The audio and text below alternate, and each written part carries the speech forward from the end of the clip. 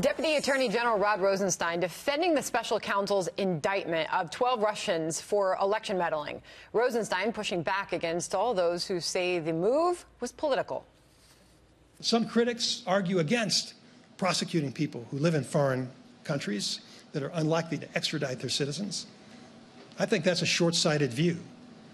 For one thing, the defendants may someday face trial. Do not underestimate the long arm of American law or the resolve of American law enforcement. Let's bring in Virginia Congressman Bob Goodlatte, chairman of the Judiciary Committee. Mr. Chairman, thank you for your time this morning. So first of all, what did you make of the timing of those indictments? Thank you. Well, the timing is definitely curious. However, I believe that it is very definite that Russians interfered with our election in 2016. And I think it's important that the investigation move forward to determine who those people are and try to bring them to justice. When you do it, you've got to be careful about what the foreign policy implications are and also the implications for U.S. intelligence sources in other countries around the world.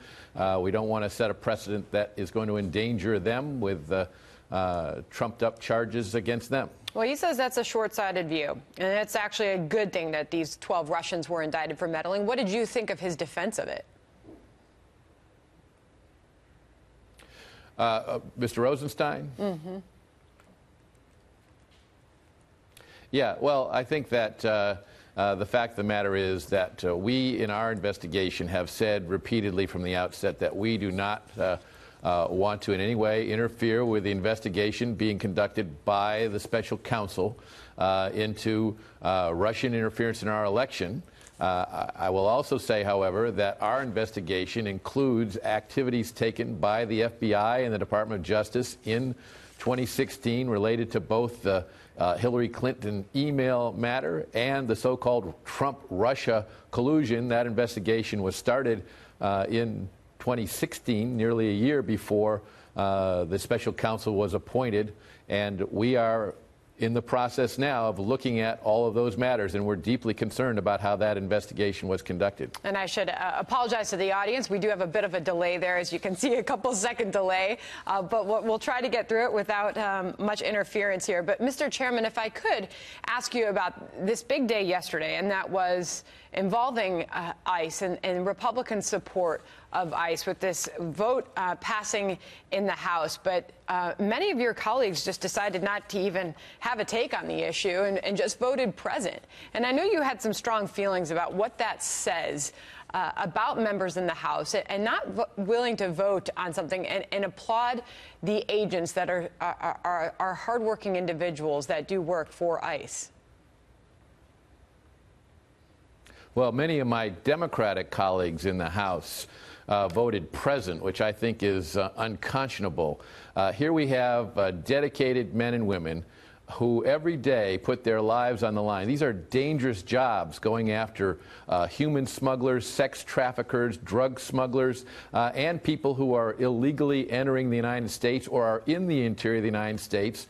And by the way, there are about 250,000 people who have been convicted of crimes other than being illegally present in the United States, who these ICE agents, and there are only about 5,000 of them, are assigned to go find and deport from our country. It's dangerous work. It's important work. It keeps us safe from drugs. It keeps our children safe.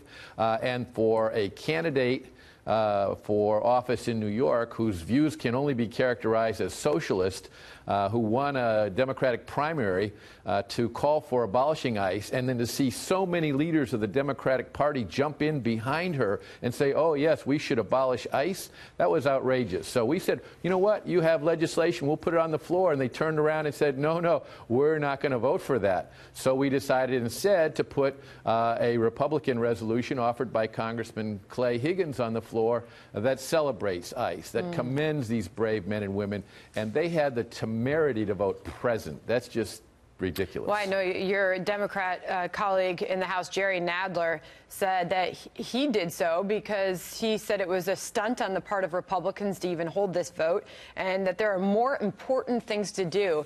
Is your party going to use this against Democrats in the midterm elections?